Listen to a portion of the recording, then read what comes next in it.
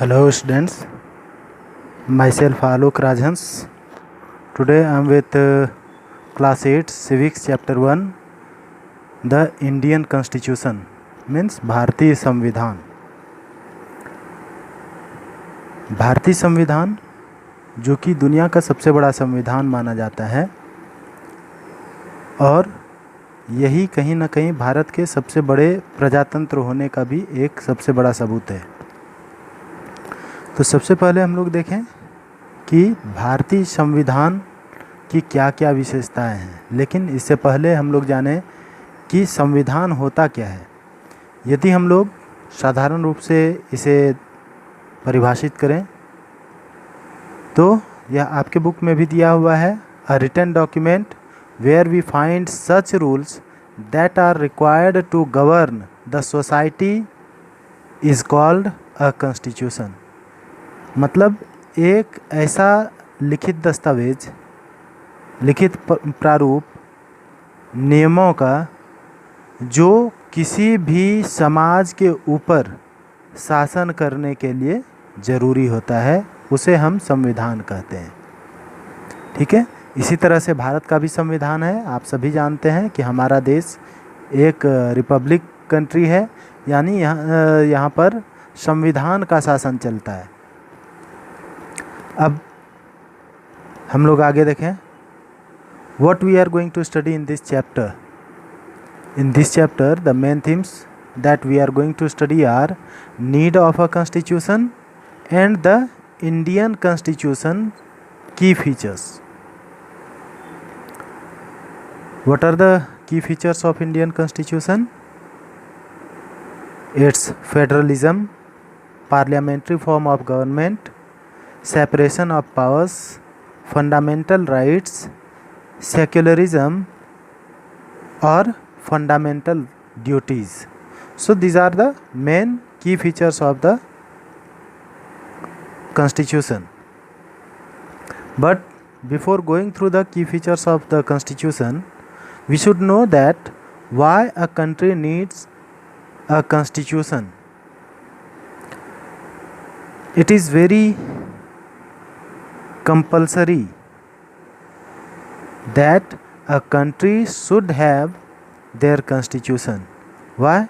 Because it lays out certain ideals that form the basis of the kind of country that we as citizens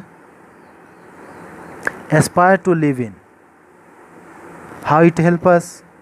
It helps us to arrive at a common consensus. And the second thing is, constitution uphold the idea, values and belief of citizen of the country. These are the basic concept, so that we need a constitution, or every country needs a constitution. Now we are going through our next topic, and this is the objectives of the constitution. Objectives that a constitution serves. How constitution serves us? Its first one is, it defines the basic nature of society. That means through a constitution we can get knowledge about that what kind of society is living in that country, its basic nature. Like our country is a democratic country, so it's known as the largest democracy. Another form is monarchy. As you know that during ancient time or earlier time there was monarchy. King Ram, King Dasratha, Pandavas, these were the king, and at that time our country was ruled under monarchy. Okay, so it's basic nature of country which derived by the constitution. The second one is, it defines the nature of the country's political system. The constitution also derive which kind of political system it runs. And we are going to take example of Indian political system where we run representative parliamentary democracy.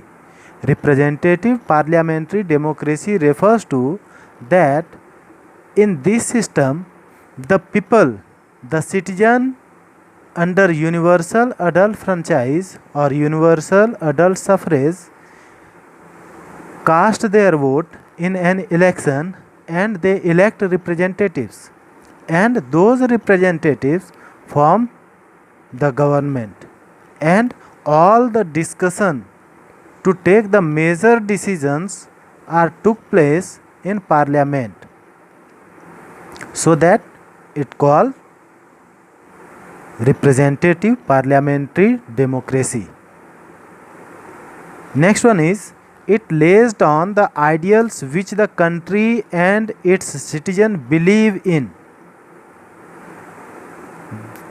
Through the constitution we can become to know, or we can acknowledge that what kind of ideals a country or the citizen of that country follows.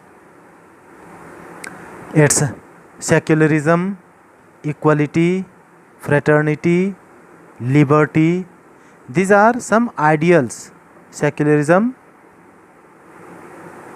where all religions are treated equally. No religion has any special privilege. Okay, like in India, all religions are treated equally. Either they are Hindus, Muslims, Sikhs, Christians, or others. Equality, all are equal here. Liberty, all are free to act as their conscience. One more thing I want to add here, that the equality, fraternity and liberty, these words were taken, or these ideals were taken from French Revolution. First time these words were used in French Revolution. Next one is, it prevents people in authority from misusing power. The constitution also controls the government, the authority who has to rule over people, and through the different clauses, different articles, the constitution controls the authority also from the misusing their power. Those measures are fundamental rights, directive principles of state policy. These are some provisions made under the constitution through which the political authorities or other authorities are controlled by the constitution. That means every citizen have fundamental rights and no one can prevent them from these rights.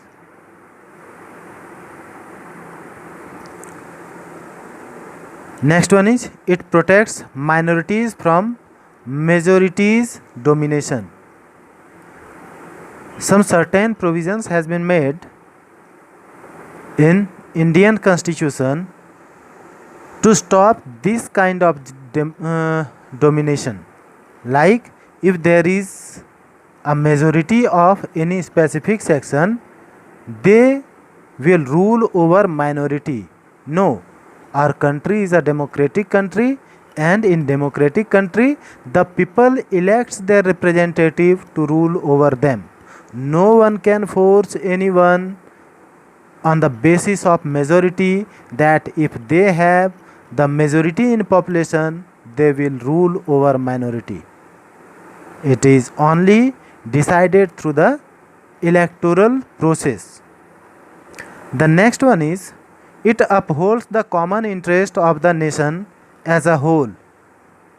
The common interest of the nation can be seen as the language, culture, religion. These things can be seen in a democratic country and also mentioned in our constitution. Now the next one is making of Indian constitution. This was a very vast act done by our great leaders. They have done very important work for us, and that make us very proud that we have a largest constitution which made us the largest democracy too. Now let's see how the constitution was framed. First of all, the Indian constitution is extremely comprehensive and well designed, borrowing and incorporating principles and ideas of other countries. Our constitution is not unwritten only, but also our leaders had taken many provisions from the other countries' constitution. Like you can see here, the examples are fundamental rights and preamble. The preambles, through the preamble, our constitution start. Fundamental rights and preamble is taken from USA, United States of America. Next one is fundamental duties. There are 11 certain fundamental duties which every citizen have to follow, and this fundamental duty is taken from the UK. Next one is federalism.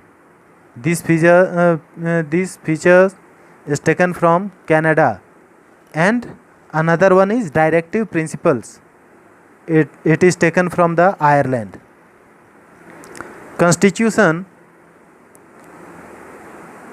was framed by two different committees: Constituent Assembly followed by Drafting Committee. The Constituent Assembly was formed in 6th December 1946, and Dr. Rajendra Prasad, who was the first President of India, was elected as the chairman of the Constituent Assembly. After that, a 7-member drafting committee was formed under Constituent Assembly to draft Indian Constitution, and the drafting committee was framed on 29th August 1947 under the chairmanship of Dr. Bhim Rao Ambedkar. B.R. Ambedkar. The full name of B.R. Ambedkar is Bhim Rao Ramji Ambedkar, who was elected as the chairman of the drafting committee. Other 6 members were in this drafting committee: Alladi Krishnaswamy Iyer, N. Gopalaswamy, K. M. Munshi, Mohammad Sadullah, B. L. Mittar, and D. P. Khaitan. These were the members who has done a vast work to draft our constitution. It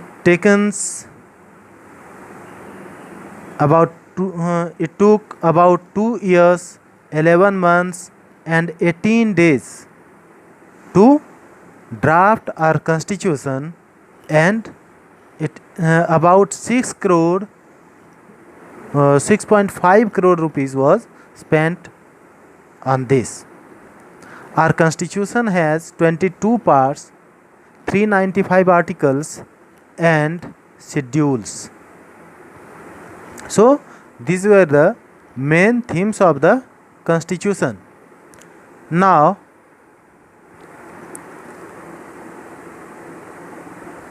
the next part we have to study is the main features of the Indian Constitution.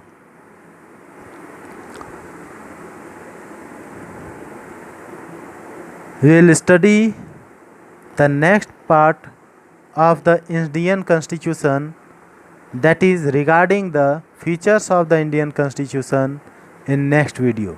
Hope this video will help you to understand the Constitution of India. We will meet again in the next video. Thanks for this.